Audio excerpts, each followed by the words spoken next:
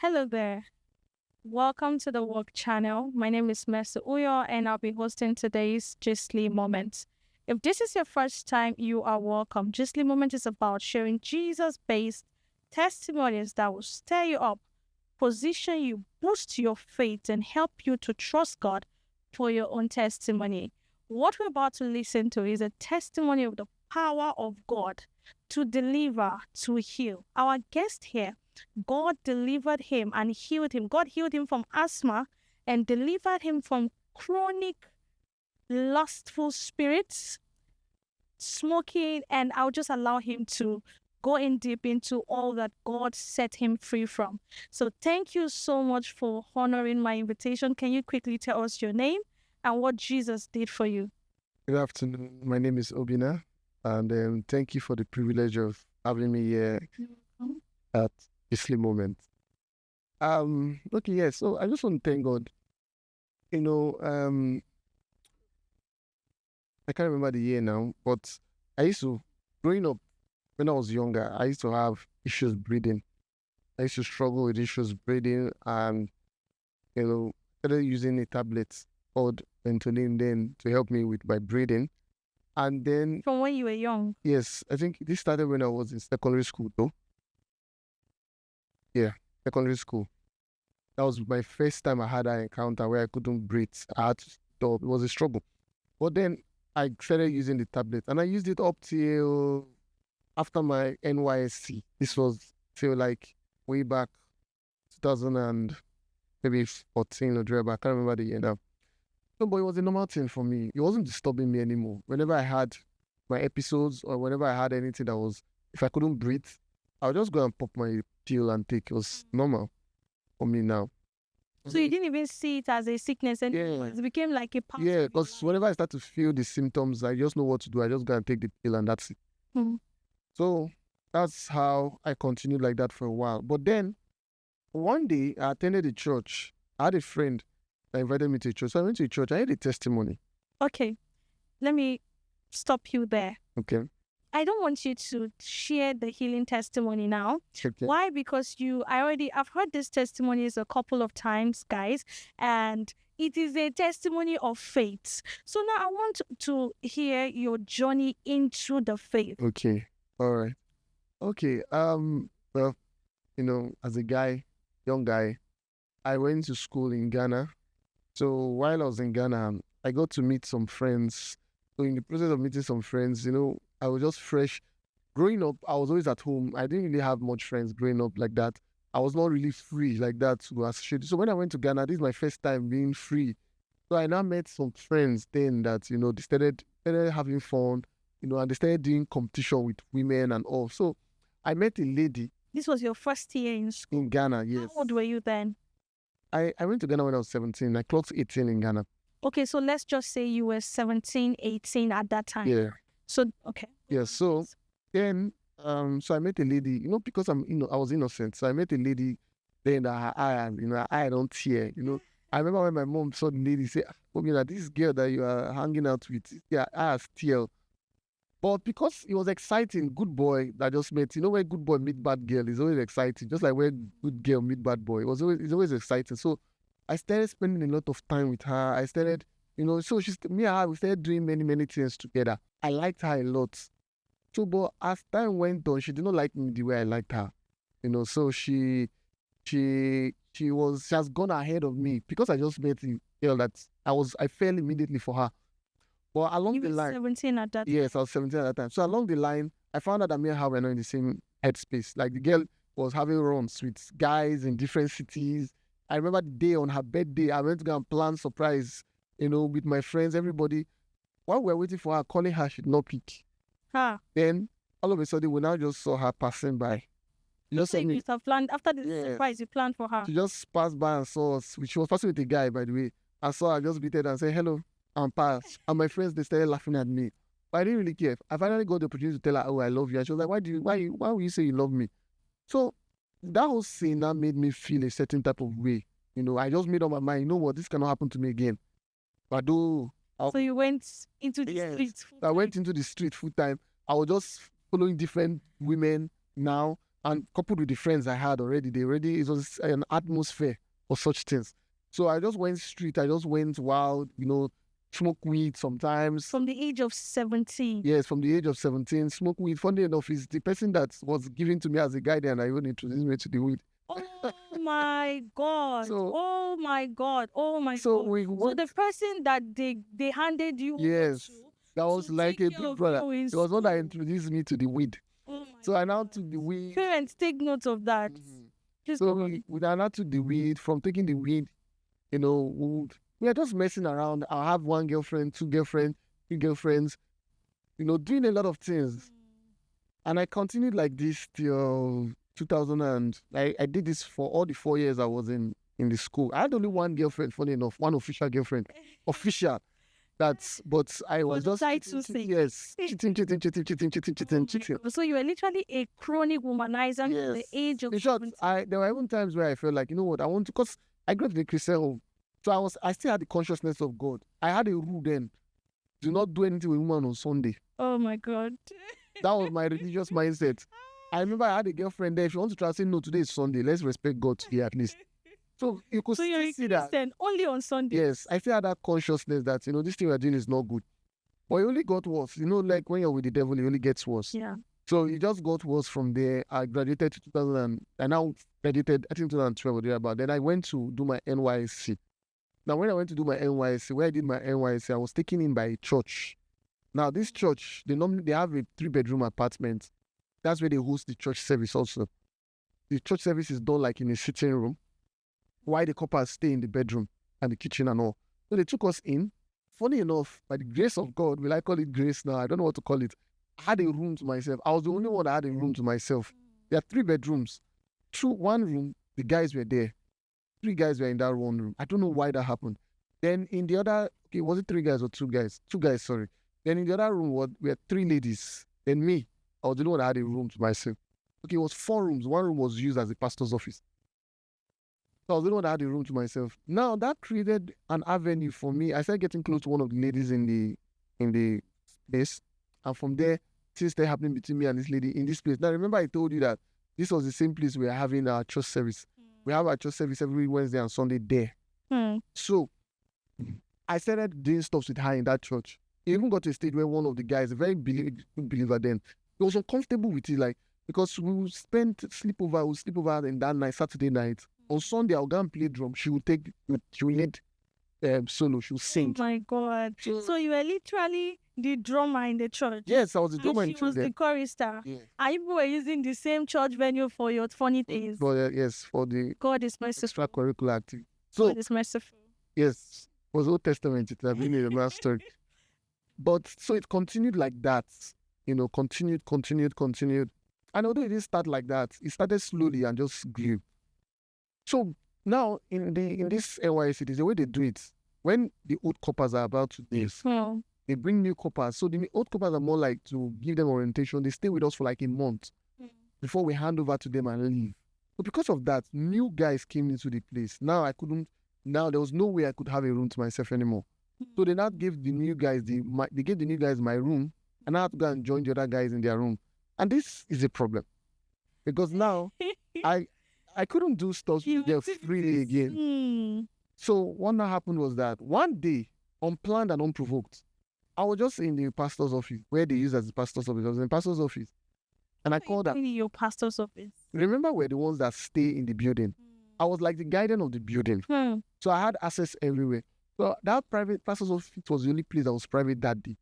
I called her to the room, to the office. We were just there. For one thing led to another. Stuff happened. What stuffs happen in the pastor's Extracurricular activities. So stuff happened again in the pastor's office, right there. Pastor's office. Yes, exactly. Before you continue, God is merciful. Yes, sir. I think someone else, I believe there are people out there that will feel like, that is the end. That is the end. Yeah. God judgment, God fire will just and brimstone fall on you. You are going to just fall down. Turn to pillar of salt. Because but you just heard what happened after that. Yes. So after that, when I finished, she went to her room. I went to go and join the guys in my room. But then something happened. I felt so, I don't know, I felt somehow. I felt so bad. Like it's like there was a strong conviction that just came over me. Of sin. Yeah, because I know that I'm a bad boy, but I mean there's levels to these things. You were. I've not gotten to that stage yet where I can come. I feel like I could have done something like this. This is wrong in many levels. So I was just feeling strong conviction. So I was very broken. I went out. I left the room. I went to the altar. I lay down on the altar and I just prayed. I said, God, if you can deliver me from this spirit of fornication, you have delivered me from 50% of my It is like an addiction. You couldn't do it. Like, I mean, I don't think once you are once you're already active like this, it becomes a way of life. It's normal. It's the way of life. It's something we used to brag about. Oh, you see that guy, I don't do him. So You at that understand? time, you were also, what else were you struggling with at that time? Were you struggling with the pornography, the weed? Yes. But I wasn't struggling with it. I don't think there's anybody in the world that struggles with pornography. That's just it. Okay. It's only believers that struggle with pornography. It was normal. Like, I mean, it's not at that time, it wasn't a struggle. It's not something I was just doing. And yes, there was something, God has a way of doing things. Funny enough, before this, I'll come back to this. Before this, I don't know why. I had 2 phones then. I just got 2 phones. And I used to listen to secular songs. But somehow, I don't know why, I had a feeling that, you know what, I should put all my gospel songs in one memory card and all my secular songs in one memory card. And before I knew it, the memory card I had my secular songs crashed. Wow. And I lost all my secular songs. And prior to this, there was a time I was living in the church, I told you. There was a time that I think we prayed, we had a service then. I felt a certain type of way. I came out. I wrote down all the things I did not want to do again. Fornication was part of them. All those things, I wrote it down in a paper and I set it on the fire and I burnt it. I said that was the end. I feel like those are steps that God was building. I burnt it and I felt like I was free, although I still, of course, went back. Anyway, back to this. So now I went on the altar, I cried. I said, God, please, if you can deliver me from this, you have delivered me 50% of my problem. I cried and I cried and I finished. I felt a little bit of relief. I felt this relief. I cleaned my eyes. I went back inside and I slept. To me, as at then, nothing happened. I didn't think much about it. But then things started happening from that day. It was even later I realized it was from this day. It was from that day it started. Yes. I noticed that. Okay, I want to say something before you go on. There's something he said that I would like to address. When he said he wrote down some of the things he was dealing with, he was struggling with, and cried out to God that, oh God, deliver me from this, and this, and this. And he burnt it. Many times, we Christians approach life and function that way. Everything you see going on in your life that is not supposed to be there. Now, for someone that is an unbeliever, as he was saying, at that time he was an unbeliever, those were fruits.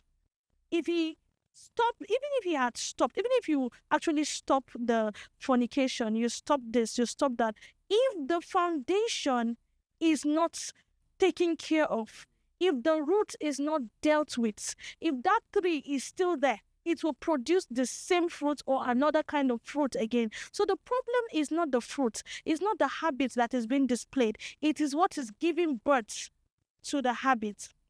And that is why it is very important that the first need of an unbeliever is salvation, is the new nature that is birthed in a person. That is what begins to produce good fruits in that person. And I want to believe that is what God started with him that night. Please go on with your testimony. I also want to add to that. Prior to this, many times, even when I was in Ghana, when I was in university, there many times I said I would, today, after today, because I grew up in a Christian home, I already know that these things are not good. So, but I'll say, okay, after today, I'm never going to do something like this again. That is the end. 1 week, 2 weeks, I'll go back to it again. So that, but if the foundation is not dealt with, it will make discipline, it will take decisions and you still fall back. You keep falling. So now, after I did this whole thing, I cleaned my eyes and I went back. I went about my normal activity. I still had the girl there, by the way. She was still we're still living together. But after that day, we didn't do anything again. But not because of anything, just there was no idea. I was not trying not to do anything. I was just, I think, opportunity. For you too. But it was perfect because during this period, a few days after that day, we had to go home. So I went home. When I went home, I got this new CD, the Bible. The title is a series. Don't know if you've seen it before. It's called The Bible. It's like the Bible dramatized. And I was so engulfed in it. I was just watching and watching. That was what was consuming my time. I was watching and watching and watching and watching. Now, I had another girlfriend that was, I told you I had a girlfriend that was with in, but I had another one that was with me in Lagos there. She came to visit me and she came to sleep over. When she came to visit, that day she was in the room. Funny enough, I did not feel anything. There was I didn't have any drive to do anything with her. What I thought in my little mind then, that wow, I must really love this girl in Ekiti. I must really love her for me to see this girl like this. Not feel And I feel like doing anything. She slept and woke up you next didn't day. know that Even she something had was shocked. started. Yes, I didn't know something had started, that something had started happening inside of me. She herself was shocked. Like, I just move. Even when she had went to have a bad nothing. So I said, wow, I must really love the girl in Ekiti for this to happen. When I finished from here, I went back to Ekiti. But when I went to Ekiti too, there was no interest in it. In short, I still continue watching my series. I was watching my series and I started reading the Bible too. So everything was happening at the same time. So she would come to me, she would give me food, she would just drop it and go because it's like I wasn't giving her attention. So, but I didn't take it as much. And this testimony, we just thank God for the power of God to save no matter who. No one is too far gone for the hand of God. The God hand can reach out to anybody, take you out of any pit, any dirt, clean you up, and make you who He wants you to be. So tell me the part where you were now so on fire that every single day you're going out to preach the gospel. What led to that point? Tell me what happened. What happened at that moment that made you that kind of a man? Okay, how, with this whole episode now, wrapping it up, I started noticing the changes, and I came back, I realized it wasn't really about her. There was a time when somewhere, the last day I was in that city, when somewhere, I was now the one trying to force myself because I feel like today's the last day, I have to do something now, unless I know. She asked me, are you sure? She saw the resistance in me. I said, are you sure you really want to do this? And I said, honestly, I don't want to do this thing. She said, then don't do it. I said, okay. But I didn't know it was anything. So I came back now. I was done with my NYC. I came back to the house. Oh, I was still studying my Bible. It's like a task. I challenged myself to finish the Bible in 3 months. Wow. And I was reading my Bible. If they call me for conference, for worship event, I'm there. Call me for conference, I'm there. I just wanted to be in the presence of God. Just gave yourself. It was just so exciting. I'll wake up at night to pray. Wow. And it was just happening. As at this time, people would ask me, I hope that you have changed. When did you? I said, I don't know. Because honestly, I did not know any big deal has happened. So I was doing it up until I think August. One day we were having morning devotion in our house. As we were having morning devotion, all of a sudden, I don't know, something just came over me. I started shouting, just normal morning, good morning, Jesus. I started shouting. My mom, I don't know if they will still remember. I started shouting and crying. I felt my mom, my sister, there's my cousin there in Tochukwu. All of us were there. I started shouting and I cried. I believe I was baptized of the Holy Ghost. Wow. So I was shouting and I was crying. There was this joy that took over me. I couldn't explain it. I held myself. I stood up. As soon as I stood up and I said, Father, I thank you. It started again. And it just happened.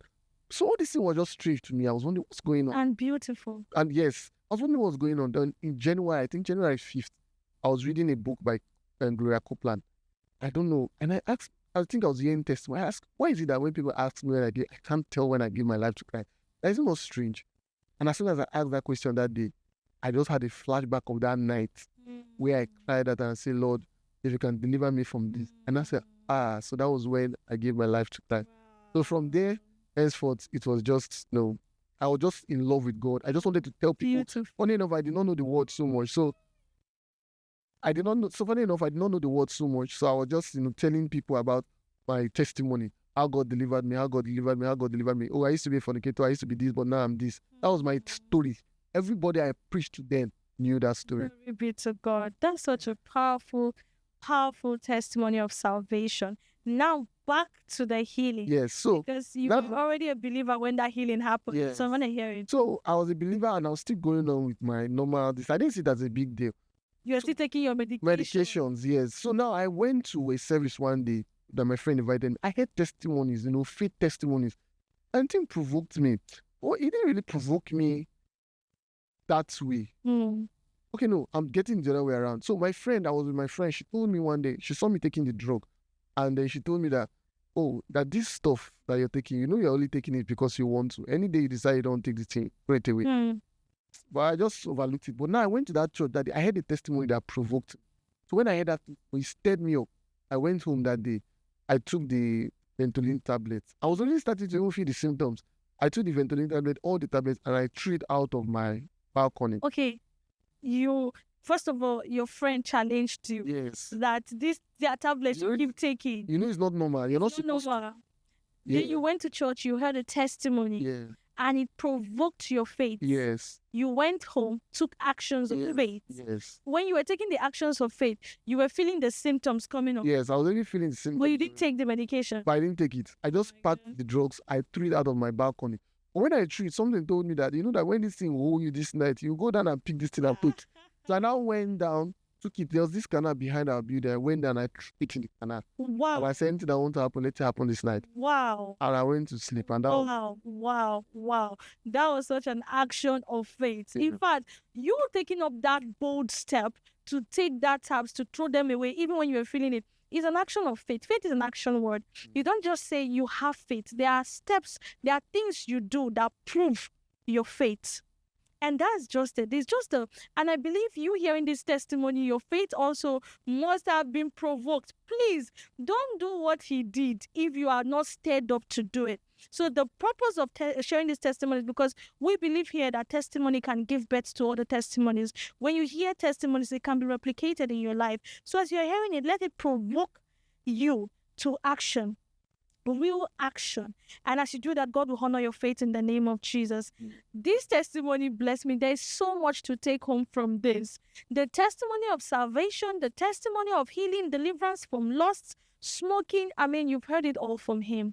I believe you've been so blessed. Do you have one last word to someone out there that probably think, my life, God cannot forgive me. I can never be free from this. I'm too bad for God. What is one word you will say to such a person? I will just tell you that you are not worse than Jonah. You are not worse than David. If you read the Bible, you see that there are many people in the Bible that did, crazy things, and God still forgave them. The truth is that most times we are the ones that overthink these things. The Bible says that they asked Jesus, how many times should you forgive? He says 70 times, 7 times. If God expects that from us, the weaklings, humans, how much more God? So no matter where you are, if you can just really come to God and say, God, help me. Don't struggle. Don't try to do it. You will try, you fail. I'm sure you have tried many times and failed. You will try, you say, I want to stop this, I want to stop that. If you keep doing it, you'll fail. But if you come to that place and say, accept, I cannot do this without you. Lord, help me. He's willing to help you. Amen. Thank you. Thank you so much for having me. Your testimony. Thank you so much. It blessed me, and I believe it is blessing and to bless everyone that will come across this video. I want you to kindly share this video. Someone out there that needs to hear this testimony. Someone out there that is struggling with their faith, struggling with one sickness or the other, struggling with guilt of sin. You can share this video with them. Make them see this, knowing that God that set our brother free can set them free. He is the same yesterday, today, and forever. What he has done for him, he can do for many others. Thank you so much for listening. Until next time. Bye-bye.